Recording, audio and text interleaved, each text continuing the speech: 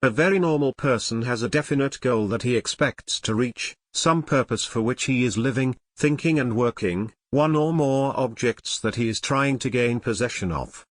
But how to realize this ambition is the problem, and though he hopes to find the solution in some way, that way is not always as clear as he should wish it to be. A study of natural laws, however, both physical and metaphysical, will readily reveal the secret. When we study natural laws, we find that aimless living is wasteful, deteriorating and detrimental both to the individual and to the race, and the same study reveals the fact that all the laws of nature are constructed for the promotion of progress and growth. Therefore, to be natural we must move forward, and to move forward we must have a definite purpose. From this we conclude that the life with a definite purpose is the only natural life. And as it is natural, nature must be able to provide a way by which such a life can be perfected fully and completely. In other words, there must be a solution for every problem, and this being true, he who seeks the solution will certainly find it. Nature is dual, physical and metaphysical. What we fail to find in the one, therefore, we shall certainly find in the other, and the study of the larger metaphysics gives us the solution for the problem under consideration.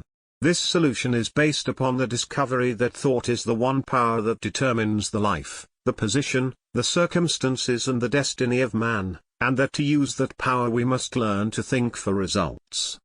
Whether the individual is to move forward or not depends upon what he thinks, his actions, his intentions, his motives, his plans, his tendencies, his efforts, all of these play their part.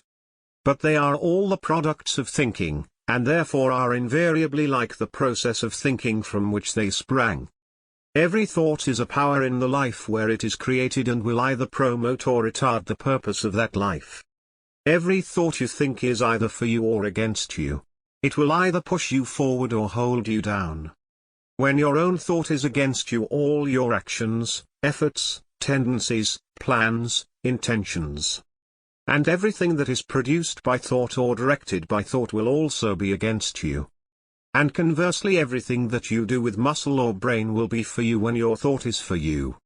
This is a fact the importance of which is certainly great. And since it has been fully demonstrated to be a fact, we cannot afford to give it less than our most profound attention. To discriminate between right and wrong thinking, between scientific and chaotic thinking, and all thinking is chaotic that is not scientific, becomes very simple when we define the former as being in accord with natural laws, and the latter as being at variance with natural laws. Or to be more explicit, scientific thinking is the formation of all such mental actions, mental states and mental forces as have the power to produce in our efforts what nature has given all things in the human system the power to produce. It is the intention of nature that all things shall work for perpetual advancement of all things. Therefore a thought to be in accord with nature must have the inherent impulse as well as the power to promote advancement in its sphere of action. To be scientific is to be in accord with nature, to work physically and mentally with nature, and to carry out the fundamental intentions of nature. And since all the actions of man are produced and directed by his thinking, he cannot work with nature unless his thinking is in accord with nature, and is designed and applied with definite results in view. In brief, thinking is scientific and designed when its purpose is to produce advancement, and when it has at the same time both the power and the knowledge to carry out that purpose. Every intelligent person tries to live in accord with natural laws, but as a rule complies only with those laws that deal with the physical side of life. He therefore cannot be in perfect accord with nature, because to obey one group of laws and ignore another group will produce nothing but confusion and ultimate failure. And what is important, it is not possible to comply perfectly with physical laws unless we understand metaphysical laws. Physical actions are both produced and directed by mental action. Not a muscle can move unless the mind moves. Therefore, if the mental action is not fully in accord with natural laws, it will not be possible for the consequent physical actions to be in full accord with nature. It is not difficult to understand therefore why the majority of those who have tried to live in accord with nature, and tried to apply fully the powers and possibilities of nature, have not succeeded in as large a measure as their ambitions might desire. They have tried to bring physical actions into harmony with nature while their mental actions have been more or less at variance with nature. They have tried to make their actions scientific while their thinking remained unscientific. And here we have the cause of practically all the trouble, confusion and failure in the world. The statement that nature's fundamental intention is the perpetual advancement of all things may be questioned when we take note of the many processes of nature that appear to be destructive, and find that those processes invariably work in harmony with natural law. But when we look beneath the surface we find that the consuming process is necessary to the refining process, and that the decomposing process is indispensable to growth. That which destroys does not tend directly to build up, but the inferior must be removed before the superior can be constructed. The force of destruction, however, can be used in many ways. It can be turned into the gross actions of the sledge that tears down the present structure. Or it can be employed through the channel of transmutation which removes the present structure, not by tearing it down, but by changing it into something better. In the grosser forms of action destruction is usually separated from construction, and may or may not be followed by the latter, but in the higher forms of action destruction and construction are one. The inferior is destroyed by being immediately transmuted into the superior. And here we should remember that everything in nature regardless of its present condition can be transformed into something higher, finer and better because every process in nature can promote advancement, being created for that purpose. Therefore to be in accord with nature man must have the same purpose. He must live, think and work for perpetual advancement, constant growth and eternal progress. In preceding pages it has been stated that the foundation of scientific thinking consists of thinking only in the attitude of right mental states, and the principal right mental states were enumerated and defined, and in this connection it may be added that the reason why such states of mind constitute the foundation of scientific thinking is based upon the fact that wrong mental states tend to pervert and misdirect the original intention of every process of thinking, while right mental states tend to hold in position, so to speak, or properly direct the original intention of every mental process.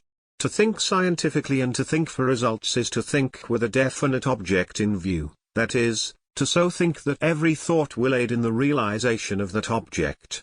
Therefore it cannot be scientific to originate a mental process with a certain object in view and then permit that process to be misdirected, but this is what we continue to do so long as wrong mental states are permitted to act in the mind. A misdirected mental process always creates thoughts and mental actions that are foreign or adverse to the original intention of that process and are in consequence detrimental. Such thinking therefore does not only waste time and effort, but places serious obstacles in the way of our constructive and properly directed efforts. In the average mind we find mental states that are right as well as mental states that are wrong. The one group assists the forward movement of mind while the other not only retards or misdirects, but usually acts as an obstacle as well. This, however, we cannot afford to permit. The proper course to take therefore in the very beginning is to eliminate absolutely all mental states that are wrong and to shun them completely in the future. Should we be in doubt as to what states are wrong, we need only remember that every mental state is wrong that has no tendency to build, and that every state is right that does have a direct upbuilding tendency. And in eliminating the wrong states of mind the simplest method is to give so much attention to the creation and the strengthening of right mental states that not a single mental action is ever permitted to create or perpetuate wrong states. In other words, there will be no power with which to produce the wrong when all the power of the mind is used in building up the right. We may proceed, therefore, upon the principle that right mental states constitute the foundation of scientific thinking, and that the very first thing to do in learning how to think for results is to train the mind to create, entertain, and perpetuate only right mental states. When we have established this foundation, we may proceed with the first story of the superstructure. To this structure there are several stories, but the first one is to give every thought you think the tendency and the power to promote your own individual purpose in life, that is, every mental action. Every mental creative process and every form of thinking should be so constituted that everything that transpires in the mind will work both fully and directly for your welfare and advancement. In other words, train your mind to think only thoughts that will push your work, and every thought you think can push your work if properly constructed. But the opposite is also true. Every thought you think can interfere with your work if not properly constructed. We realize therefore the importance of discriminating between the right and the wrong even in the most insignificant of our mental attitudes, because we want everything that takes place in our system to act to our advantage. Before you can apply scientific thinking in your own life, it is necessary to make a definite decision as to what purpose you wish to live, think and work for. And in most minds this purpose will assume a threefold aspect. The first will be to succeed in your vocation, the second will be a continuous development of the leading mental qualities, and the third will be the attainment of higher and higher states of ideal existence. To these three many may wish to add the development of one or more special talents, or the attainment of certain special objects, and these different things can easily be added without interfering with the full promotion of the general purpose. The idea is that you must clearly fix in mind what you wish to think and work for in the great eternal now. In the future, some or all of your plans may be changed, but you may do that when the future comes. While the present remains, there must be something definite to work for now, and that something should receive your undivided attention. By doing justice to the present, we shall be far better equipped for the opportunities of the future.